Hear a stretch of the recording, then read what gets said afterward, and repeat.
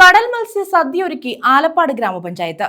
കപ്പൽ മുങ്ങി കണ്ടെയ്നറുകൾ തീരത്തടിഞ്ഞ പശ്ചാത്തലത്തിലാണ് പഞ്ചായത്ത് ഭരണസമിതി മത്സ്യസദ്യ ഒരുക്കിയത്.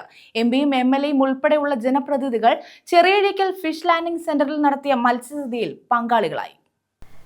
ആലപ്പാട് ഗ്രാമപഞ്ചായത്ത് ഒരുക്കിയ മത്സ്യസദ്യയിൽ പങ്കാളികളായാണ് KC വേണുഗോപാൽ MPയും CR മഹേഷ് MLAയും മീൻ കഴിക്കൂ നല്ലതാണ് എന്ന സന്ദേശം ജനങ്ങൾക്ക് നൽകിയത്.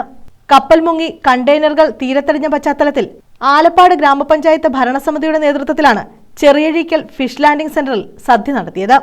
മരച്ചീനിക്കൊപ്പം മത്തി, ചൂടാ മത്സ്യങ്ങൾ കറിവെച്ചതും പൊള്ളിച്ചതും സദ്യയിൽ ഉൾപ്പെടുത്തി.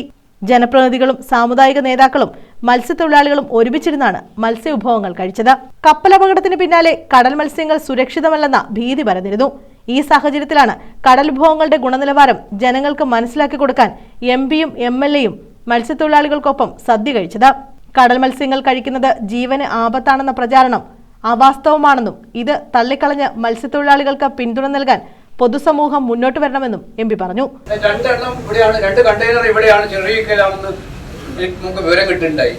ഞാനാണെങ്കിൽ ഒരു പബ്ലിക് അക്കൗണ്ട്സ് കമ്മിറ്റി ചെയർമാൻ എന്ന നിലയിലുള്ള ഒരു പര്യടനവുമായി ബന്ധപ്പെട്ട് പുറത്തു പോയിരിക്കുകയായിരുന്നു.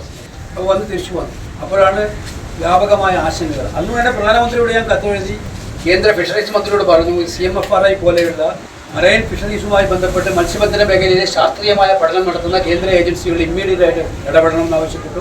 കേരളത്തിലെ മുഖ്യമന്ത്രിയോടും ഗവൺമെന്റിനോടും പറഞ്ഞു, ഈ കാര്യത്തിൽ മത്സ്യത്തൊഴിലാളികൾക്ക് ആശങ്കയുണ്ടാക്കുന്ന കാര്യങ്ങൾക്ക് ദൂരീകരിക്കാനുള്ള ഉത്തരവാദിത്തം ഗവൺമെന്റുകൾക്കുള്ളതാണ് അത്യധികം. ഇപ്പോൾ അപകടം സംഭവിച്ചു.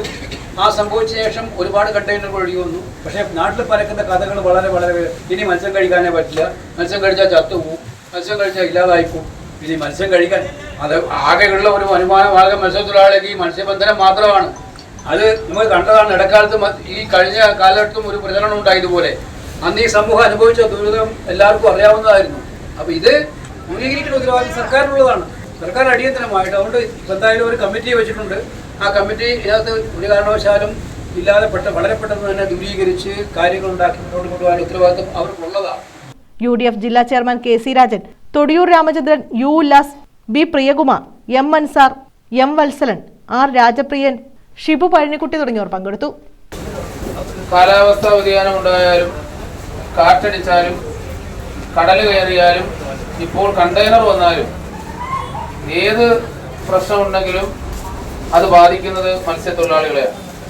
ആ മത്സ്യമേഖലയിൽ പറഞ്ഞു പരത്തുന്ന മത്സ്യത്തൊഴിലാളികളുടെ വയറ്റത്തടിക്കുന്ന ആ ജൽപ്പനങ്ങൾക്ക്, ആശങ്കകൾക്ക് യാതൊരു അടിസ്ഥാനവുമില്ലെന്ന് വരുത്തുവാൻ വേണ്ടിയിട്ടാണ് മത്സ്യത്തൊഴിലാളികളോടൊപ്പം, സഹോദരന്മാരോടൊപ്പം, കരയോം ഭാരവാഹികളോടൊപ്പം, ജനപ്രതിനിധികളോടൊപ്പം ഇങ്ങനെ കുറച്ച് ഭക്ഷണം കഴിച്ച് ഒരു ഐക്യദാർഢ്യം, ആ ആശങ്കയ്ക്കൊരു കാര്യവുമില്ല.